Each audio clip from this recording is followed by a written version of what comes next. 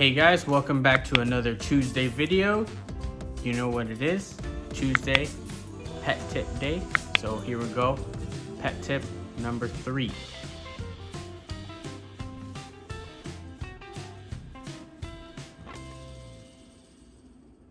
Alright, so I'm here alone today just to give you guys a special pet tip. I figured I would talk about a tip that I specifically took charge in making sure that this was done for Blake, and I was there, especially in those first couple months where he was like a brand new puppy, and Michelle was really busy. I was the one that took charge in this aspect. So without further ado, here we go. And our tip is make sure to start training early. Now, the saying is true that you can teach an old dog new tricks. That's something that you can completely do, but it's much easier when they're a puppy if you can get them accustomed to learning new things and accustomed to knowing that when they have learned something, they get a treat. Or when they have learned something, you're telling them, good boy, good girl. They build that rapport with you where they know that if they've done something good, this is the kind of response that you have. So that's a great thing to start early, and it's a great thing to start as soon as you get your pet. It's gonna let your pet get to know you, your personality, let them know, hey, when I do something good, I get pets, hugs, cuddles, kisses, whatever it might be that you specifically do to praise your dog. For me, it was treats. I'm sure you guys can tell, he's a chubby bubba and he loves his treats. So he is highly food motivated. Get to know your dog. Your dog might not be as food motivated as mine. I know dogs out there that are very toy motivated, and if you get their attention with a toy to do something, they'll do it. They'll sit, they'll spin, they'll do whatever they have to do to get that toy. Blake is that way with treats. Your dog might be that way with something else. So just training your dog is a great way to bond with them and get to know the quirks of your dog specifically, and get to know things like, hey, my dog likes this as a treat, so I know that if I need to keep his attention on me, or if I need to teach him to do a certain thing, I know I can get this, and this could be a reward. So for example, we used to get him these little tiny dog treats as his reward.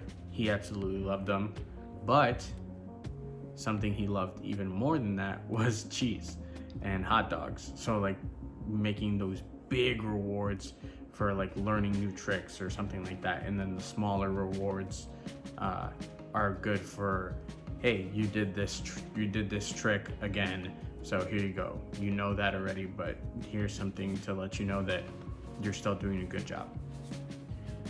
So it creates a great bond with your dog.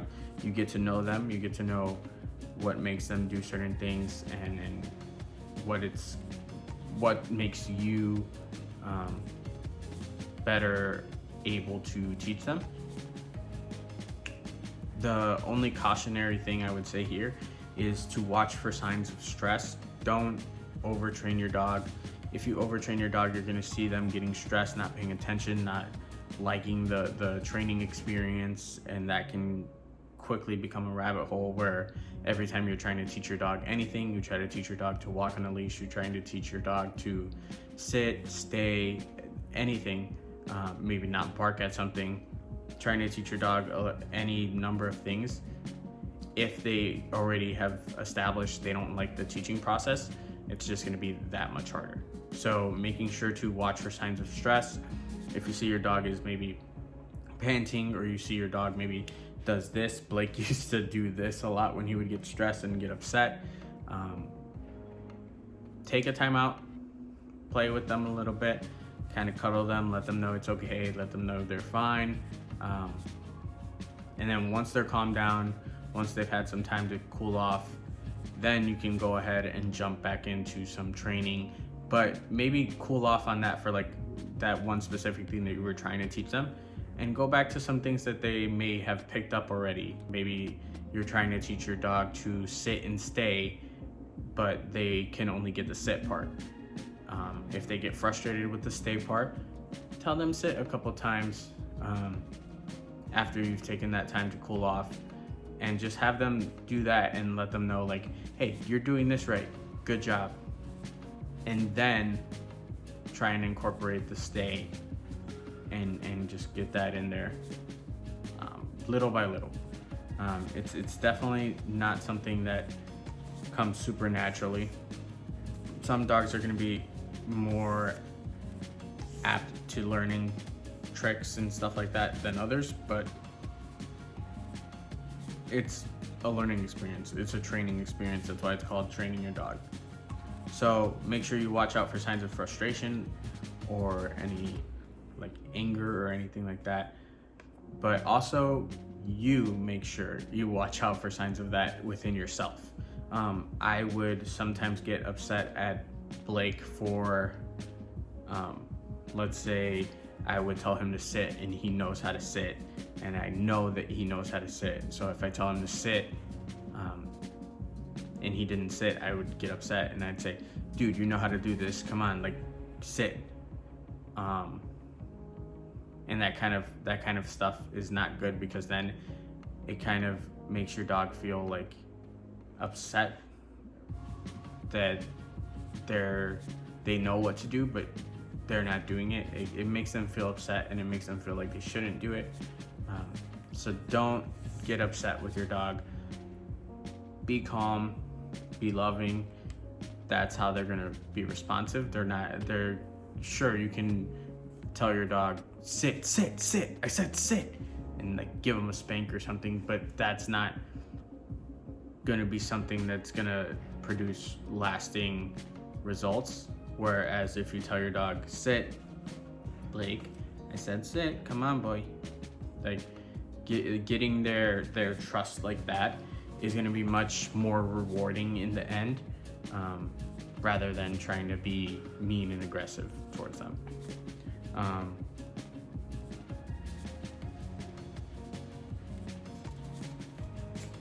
So yeah, definitely know to watch for signs of frustration from the dog, but also make sure you're checking in on yourself as well. Make sure you're not too frustrated with the dog itself. That can especially become hard when you are talking about potty training, but just make sure to take your time. If they're doing something bad, make sure to check in with yourself and say, hey, they're a puppy, they don't know that what they're doing is wrong. I have to teach that to them. And no, you don't teach it to them by necessarily like hitting them or something like that. You teach it to them by maybe saying, hey, you peed, you're going in a timeout corner. Or saying, hey, you pooped on the floor, you're gonna go in your cage away from humans for a minute, and then we'll bring you back out. So, and making sure you do that quick, that if you're gonna introduce any like negative enforcement, definitely making sure you do that right at like either when the action is being committed or right after the action has been committed. If you're doing it like a minute after, or when you notice and the dog is like already asleep, for example, if Blake right here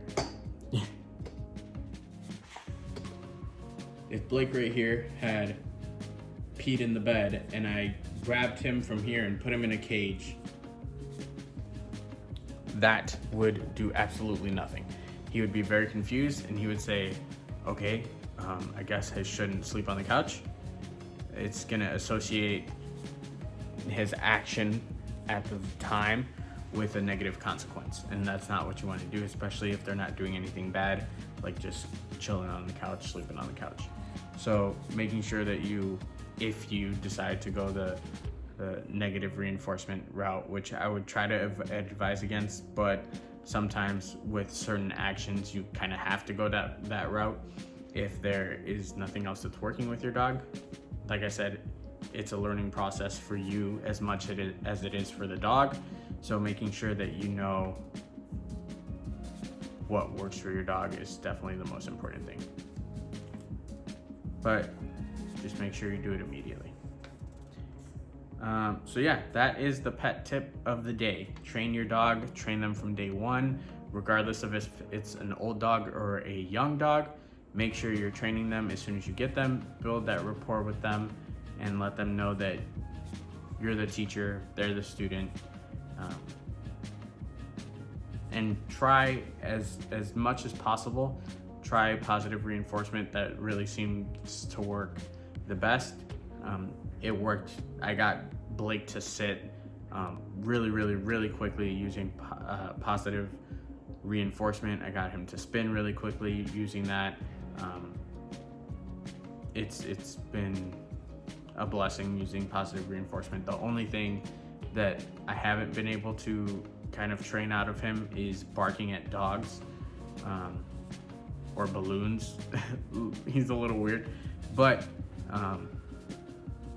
trying to still work on that. So this is a constant training your dog thing. It's not just, oh, you trained him to sit, you're done.